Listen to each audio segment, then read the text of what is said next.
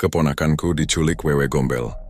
Kemudian dikutip dari buku horor 13 tulisan Ajen Dianawati, ada juga kisah nyata mengenai keponakan yang diculik oleh wewe gombel. Penasaran seperti apa kisahnya? Menjelang maghrib, suasana kampung biasanya mulai sepi. Warga yang memiliki anak kecil akan segera mengajak anak-anak masuk rumah dan menutup rapat pintu di kampung kami. Itu sudah seperti aturan tak tertulis. Semua karena cerita menyeramkan tentang hantu wewe gombel yang dipercaya suka menculik anak kecil di waktu senja. Tapi keponakanku Zaki seolah tak percaya dengan cerita itu. Usianya baru 6 tahun, dan hari itu ia pulang dari mengaji agak terlambat karena mengikuti acara ulang tahun temannya.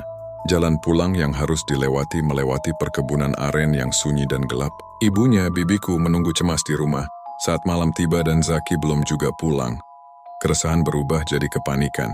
Bersama suaminya, mereka mulai mencari ke rumah teman-teman Zaki, tapi hasilnya nihil. Ketika jam menunjukkan pukul 10 malam, warga pun turun tangan membantu pencarian. Isu yang beredar Zaki diculik wewe gombel.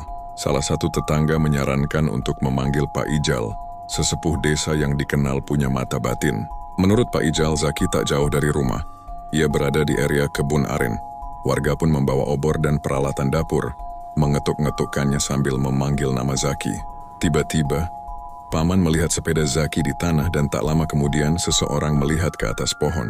Zaki ada di sana, wajahnya pucat, tubuhnya berlumpur, dan bajunya bukan yang dikenakannya pagi tadi. Ia dibawa pulang dengan penuh haru. Setelah tenang dan diruqyah Pak Ijal, Zaki akhirnya bercerita. Di kebun ia mendengar suara cekikikan dan melihat sosok wanita cantik di balik pohon. Wanita itu tersenyum dan tiba-tiba membawanya terbang ke atas pohon tinggi, lalu memeluknya erat sambil menawarkan makanan dan minuman. Untungnya Zaki menolak semua itu.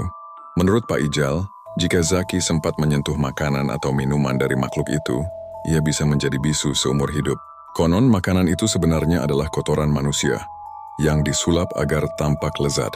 Sosok hantu itu dipercaya sebagai arwah Omas, wanita mandul yang dulu dibuang suaminya dan akhirnya bunuh diri secara tragis.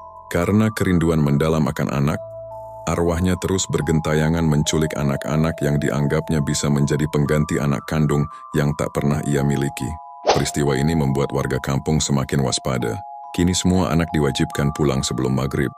Dan setiap malam Jumat, pengajian rutin digelar untuk mendoakan arwah Omas agar dapat beristirahat dengan tenang.